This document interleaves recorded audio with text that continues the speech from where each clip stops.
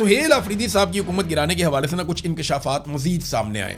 रिजवान गलजी साहब हैं, उन्होंने भी इसके ऊपर एक पूरा एक प्रोग्राम किया है और उनके साथ जो है वो एक और सहाफ़ी भी मौजूद थे, हमारे दोस्त। तो इन दोनों ने जो बातचीत की है ज़राए से कमोबेश यही चीज़ें मुझे भी पता चली है। वो बात ठीक है कि अली अमीन गंडापुर साहब ये चाहते हैं कि वो वज़ीर आला खैबर पख्तूनख्वा दोबारा बन जाएं। सबसे पहले ये खबर ब्रेक की थी शहजाद अकबर साहब ने। उन्हें किसी सोर्स ने बता दिया था कि चक शहजाद में राणा सनाउल्लाह की, अली अमीन गंडापुर की, शेर अफजल मरवत की और चंद लोगों की मीटिंग हुई है और कोई कार्रवाई डलने वाली है। फिर शेर अफजल मरवत साहब आईनी अदालत में चले जाते हैं कि इमरान खान एक नाअहल शख्स है और सज़ा याफ्ता है, लिहाजा उसके कहने के ऊपर वज़ीर आला तब्दील नहीं हो सकता। ये कानूनी जवाब दिया जाता है। अली अमीन गंडापुर साहब अपनी पावर शो करना शुरू कर देते हैं। फिर मीडिया में खबरें चलना शुरू हो जाती हैं कि जनाब 30 बंदे टूट गए तो 25 बंदे टूट गए। जो हकीकी ग्राउंड पे सूरत हाल है वो है तो यानी लोग नाराज़ हैं, सुहेल अफरीदी से लोग नाराज़ हैं। लेकिन क्या वो इमरान खान के फैसले के खिलाफ जा सकते हैं? तो मेरा नहीं ख्याल के जा सकते हैं। यहाँ पे कोई कानूनी जवाब बनाना पड़ेगा इन लोगों को अगर इस्तेमाल करना है तो। लोग नाराज़ ज़रूर हैं और इतनी बड़ी तादाद में नहीं है जितना बताया जाता है कि 30 नाराज़ हो गए या 40 नाराज़ हो गए। नहीं, हुकूमत कहती है कि 72-75 लोग उनसे आकर मिले, जबकि 92 टोटल तादाद है। और उसमें वो बताते हैं कि कुछ हज करने गए हुए हैं, कुछ पाकिस्तान से बाहर गए हुए हैं, कुछ शादियों वगैरह में मसरूफ़ हैं। तो लोग अलग अलग जगहों पे, गिलगित बल्तिस्तान में भी 2-4 लोग गए हुए हैं। तो वो ये कहते हैं जनाब हमारे नंबर पूरे हैं। हाँ, नाराज़ लोग जो हैं, जो हुकूमत खुद क्लेम करती है, वो कहती है 3-4 लोग ऐसे हैं जो नाराज़ हैं। लेकिन मैंने वहाँ पे जो मकामी सहाफ़ियों से मैंने जब पूछा तो उन्होंने कहा जी कि 10 के करीब ऐसे लोग हैं जो हकीकतन सुहेल अफरीदी से नाराज़ हैं और उनकी नाराज़गी की माकूल वजूहात भी हैं और वो ये वजूहात इमरान खान के सामने भी फ्यूचर में रख सकते हैं, लेकिन इससे ज़्यादा बड़ी तादाद नहीं है। अब ये जो दावा किया रिजवान गलजी साहब ने, उन्होंने कहा जी कि एक्चुअली ये जो खबरें चलाई जा रही हैं ना कि 30 बंदे हैं तो 25 बंदे हैं तो 27 बंदे हैं, ये खबरें सिर्फ इसलिए चलाई जा रही हैं ताकि एस्टेब्लिशमेंट थोड़ा सा तेज़ हो जाए और आईनी अदालत से सुहेल अफरीदी के खिलाफ फैसला करवा ले। अगर वो फैसला उनके खिलाफ आ जाता है तो फिर दोबारा चॉइस अली अमीन गंडापुर साहब समझते हैं कि वो होंगे। लेकिन इमरान खान साहब से मुलाकात के बगैर फिर खैबर पख्तूनख्वा की हुकूमत कैसे बनेगी?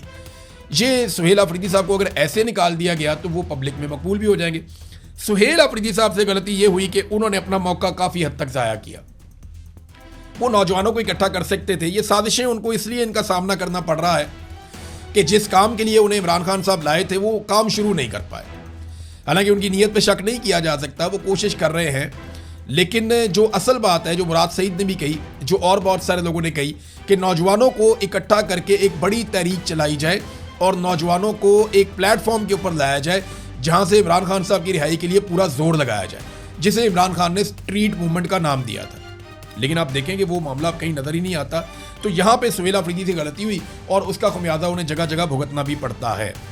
नादरीन, ईरान ने और अमेरिका ने एक दूसरे के ऊपर मिसाइल दाग दिए और ये ताज़ा कार्रवाइयाँ हुई हैं। इन कार्रवाइयों के नतीजे में आलमी मंडी में पेट्रोलियम मसनूआत की कीमतें फिर बढ़ गई हैं और पाकिस्तान के अंदर आपको पता है बहाना ही चाहिए होता है कीमतें बढ़ाने के लिए। ये अभी फिर कीमतें बढ़ा देंगे। आलमी मंडी में 10 रुपये बढ़ती है तो ये यहाँ पे 100 रुपये बढ़ा देते हैं।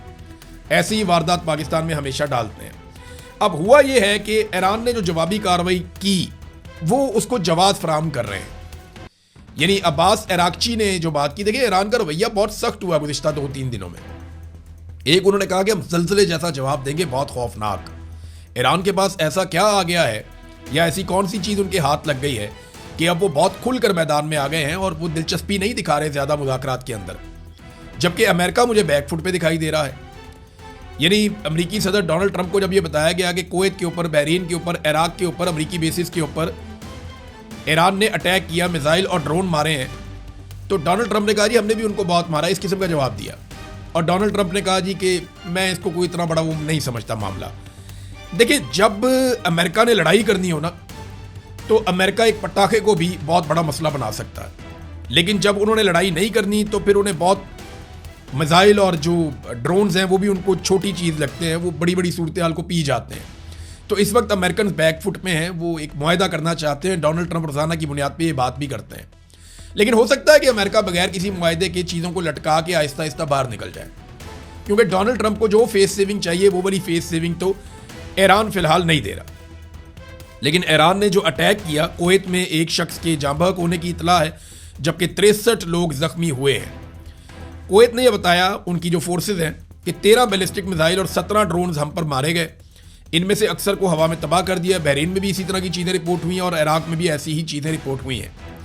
ईरानी फोर्सेज के मुताबिक ये जो नुकसान हुआ है, ये अमेरिकन पैट्रियट जो मिसाइल एयर डिफेंस सिस्टम है उसके अंदर कोई खराबी आई है जिसकी वजह से ये नुकसान हुआ है। अच्छा, इसमें कुछ वीडियोज भी जारी की गई थी, कुछ दावा किया गया गुज़िश्ता रात कि अमरीकी इंटरसेप्टर जो है, जो ईरानी मिसाइलों को निशाना बनाने के लिए उड़ रहे थे, उनमें से कोई फट गया है या उसमें कोई नुकसान हुआ है उसकी वजह से।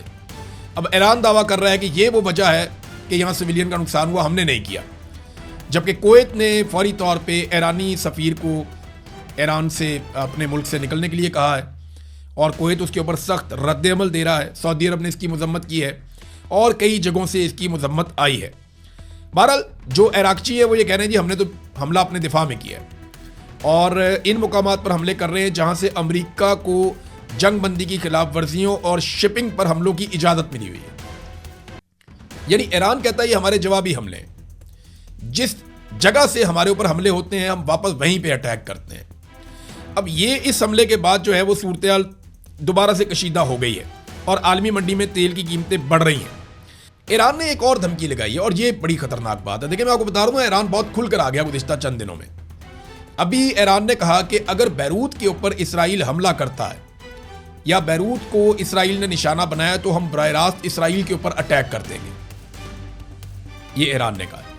इससे पहले ईरान ये कहता रहा है कि अगर हमारे ऊपर हमला किया गया तो हम जवाब देंगे, अगर हमारी इंस्टॉलेशंस को नुकसान पहुंचाया गया या हमारी कीमती जगहों को तबाह किया गया, एनर्जी के जो हमारे प्लांट्स हैं उनको निशाना बनाया गया, तो हम जवाबी कार्रवाई करेंगे। लेकिन अब वो ये कह रहा है कि अगर बैरूत पे भी हमला होता है लबनान में, तो ईरान अपने मिसाइलों और ड्रोन्स के साथ इसराइल पे हमला कर देगा। ये ईरान का एक ताज़ा स्टेटमेंट है जिसने खलबली मचा दी है।